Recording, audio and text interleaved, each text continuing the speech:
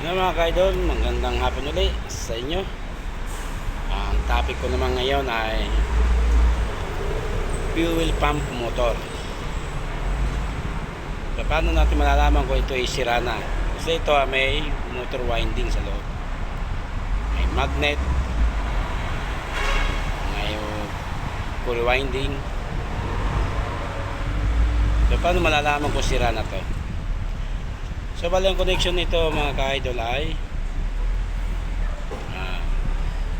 dalawang butas to. Ang isang butas ay papunta sa makina. So bago pumasok sa makina, dadaan muna sa fuel filter. Although may filter na rin to, pero double ang filter ng sasakyan. Bukod dito sa galing sa tangke, ito yung galing sa tangke, ito nakalubog yan. At ang isang connection naman ay sa return. Yung fuel, pag hindi naubos na consume ng makina, babalik siya sa tangke. Ngayon, paano ba natin malalaman kung sira na to? So, papakita ko sa inyo, lalagyan natin to ng supply. So, 12 volts, 6 ampere, inverter. Dapat mga 12 ampere kasi malaki ang ano to eh. Pero kaya naman i-try ito ng 6 ampere. So, papakita ko na sa inyo paano malalaman kung buo pa tong fuel pump motor niya. So makikita nyo mga kaidol, gagalaw to pag may supply o umikot na yung motor niya sa loob. So magkakaroon ng movement to, gagalaw siya. Meaning yung direct flow ng motor niya sa loob ay maano itong body niya gagalaw din kasi hindi man natin nahawakan eh. Pero kung hawakan, mararamdaman ko na buo pa yung motor niya sa loob, yung pump motor niya. So papakita ko lang sa inyo kung gumagana pa ba ito o hindi. So halika kayo, samahan niyo ako mga kaidol. So ganun pa rin, ito yung ating inverter. Ayan, makikita nyo. So i-on natin ulit. Ayan, ito yung indicator. Mayroon. Ngayon ito na tayo. Ayan. So mga short video lang to, bali tutorial lang, tuturo ko lang kung paano malaman kung buo pa ba o hindi na. So balutin muna natin tong isang tape na to kasi ayun meron ka baka mag short. Ayan, kubera natin yung negative. So hindi ko dito itatap yung wire ng fuel pump motor kasi maliit na ng wire nito, baka mag-over heat, iinit to kasi high current ng ano nito. So dito tayo. So makikita nyo mga kaidol, tingnan ko kung makikita nyo itong motor. Yan, ilalayo natin camera para makita yung motor, yung galaw nya.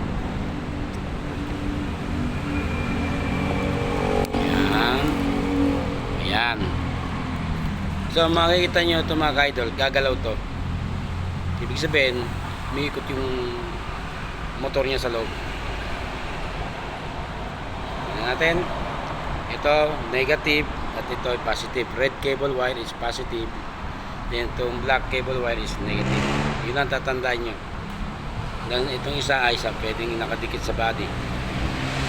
Ngayon testing natin. Napakita ko sa inyo. Ayan. Ito. Ayan. Pakita nyo mga kaidol. Tapos ayan. Ayan. Okay. Pagmasdan nyo na ito mga kaidol. Pag nag-move to, ibig sabihin umikot yung motor nya. So buo pa yung fuel pump motor. Ayan. So tap na natin yung negative sa negative nitong inverter. Ngayon saksak natin yung positive. Ayan, kita nyo umalaw siya, ibig sabihin umikot yung motor. Ulitin natin mga kaidol. Ayan. Ayan. Oh. Ayan. Tapos ang ugong, hindi ko alam kung maririnig yung ugong. Yan, umandar siya, nagpa-vibrate. Yan. So, makikita nyo. Tingnan nyo maigi mga kaidol. Oh. Yan. Tapos ang ugong, hindi ko alam kung maririnig nyo. Yan. Yan, ibig sabihin. Yan. Yan ang maandar, oh. Yan. So, ganun ang pag-check ng fuel pump motor. Okay, patayin na natin at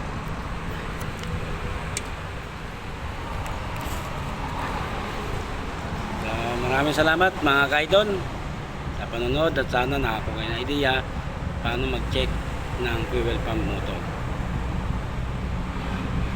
So makita nyo ito, kumuha kayo ng ilagay nyo sa isang tabo, tapos lagyan nyo ng fuel, lagyan nyo ng hose. So makikita nyo kung gaano kalakas ang pressure nya. Dapat malakas ang pressure nya para malaman nyo na good pa yung condition ng fuel pump motor. So isang hose return sa tabo at isa yun ang magiging out ng fuel. Pag solid yung labas ng fuel, ibig sabihin okay to, good pa siya. Pero kung mahina na, so ibig sabihin pwedeng may bara na sa loob or defective na yung coil winding ng motor niya sa loob. So dalawa lang yan, either na marumi, ito marumi itong filter, ito ay filter ng fuel pump motor para hindi pumasok yung dumi sa loob. Kasi pag may pumasok na dumi, magbabara, yun ang cause ng namamalya yung makina. Aandar tapos biglang mamamatay. So ibig sabihin, hindi continuous yung flow ng fuel. Thank you for watching mga kaidol. Magandang hapon po sa inyo lahat. God bless us all. Thank you sa mga nag-subscribe sa akin. Pasensya kung hindi ko kayo na-engage, hindi ako nakapag-reply sa mga message ninyo. Labis po ako nagpapasalamat dahil nagtitiwala kayo sa akin. Sana paki-like and share na rin ang aking video para maraming makapanood pa at makakuha ng ideya kung paano mag-troubleshoot ng inyong mga sasakyan. Mga minor problem, pero kaya nyo na yun. Pero pag mga general problem na, so kailangan nyo na lumapit sa mga mekaniko na expertise sa makina. Kaya sa mga pang-under chassis, kung wala naman kayong kumpletong gamit, idalhin nyo sa shop para mas maayos ang pag-repair. Thank you and God bless all. Good afternoon sa lahat and happy Sunday.